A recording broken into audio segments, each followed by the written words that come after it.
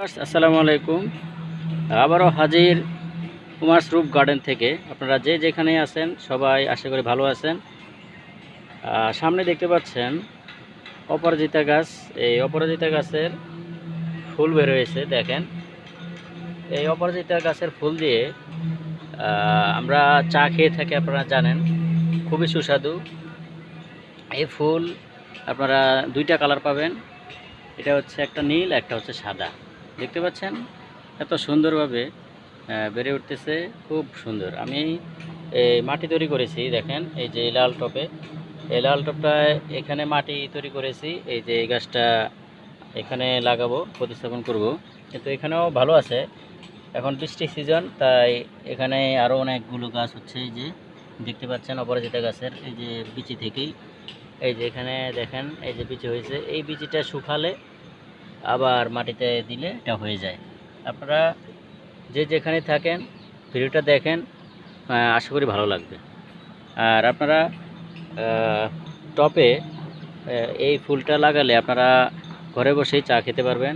এটা নিয়ম হচ্ছে, এই চা খাওয়ার নিয়মটা হচ্ছে, আপনারা এই ফুল 5টা নেবেন, হ্যাঁ, 5টা ফুলটা নেবেন। 5টা ফুল নিয়ে কিছুটা লেবু দিয়ে দিবেন চায়ের মধ্যে, দেখবেন কালারটা পরিবর্তন হয়ে গেছে। আর সুস্বাদু, খুব সুস্বাদু। আপনারা খেয়েই তারপর জানাবেন, ইনশাআল্লাহ আপনারা খুব খুশি হবেন এবং আনন্দিত হবেন। দেখতে পাচ্ছেন অপরাজিতা গাছ, এখানে অনেকগুলো চারা আছে, অনেক একসাথে। এটা যখন বড় হবে, এটা এই দেখেন, একটা, দুইটা, তিনটা, 4টা এখানে বাঁশ দিয়ে দিয়েছি, চিকন বাঁশ। এটা বেয়ে উঠবে, এখান থেকে বেয়ে উঠতেছে। এই যে এটা, এই যে সুতায় ধরেছে, দেখতে পাচ্ছেন। এই যে দেখেন, এটা পাতাও খুব সুন্দর। যখন একবারে গোছালো হয়ে যাবে, পুরো গোল হয়ে যাবে, এটা দেখতে আরও সুন্দর লাগবে।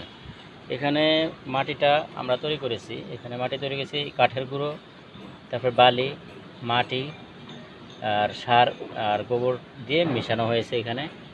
আপনারা যদি এই ভিডিওটা দেখে উপকৃত হন, তাহলে এভাবেই বানাবেন মাটি, তাহলে আপনারা ফলনটা বেশি ভালো পাবেন। যদি ডাইরেক্ট মাটি দেন, এটা শক্ত হয়ে যাবে। যে যদি মাটিতে কাঠের গুঁড়ো, তারপর কাঠের গুঁড়ো, কিছু বালু, কিছু সার, কিছু গোবর সার, তারপরে এগুলো দিয়ে দেন, সেক্ষেত্রে গাছগুলো বেড়ে উঠতে সুবিধা হবে, শিকড়গুলো চারপাশে ছড়িয়ে যেতে সুবিধা হবে। সো ভিউয়ার্স, দেখতে পাচ্ছেন এই ফুলগুলো, আপনারা এই ফুলের চা খেয়ে তারপর আমাকে জানাবেন কেমন সুস্বাদু। যারা এখনও খান নাই, জানেন না, তারা এখনই এই গাছটা লাগিয়ে খাওয়া শুরু করে দেন। এটা সবসময় ফুল ধরে, একটা সাদা ফুল, একটা হচ্ছে নীল ফুল।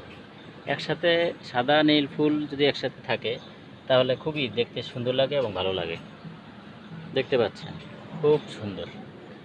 আর এই দেখেন, একবারে ভিতর থেকে দেখাচ্ছি, এখানে অনেকগুলো গাছ একসাথে আছে,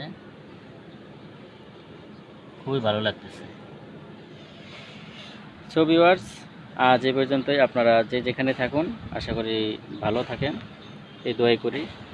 আসসালামু আলাইকুম রহমতুল্লাহি ওয়া বারাকাতুহু।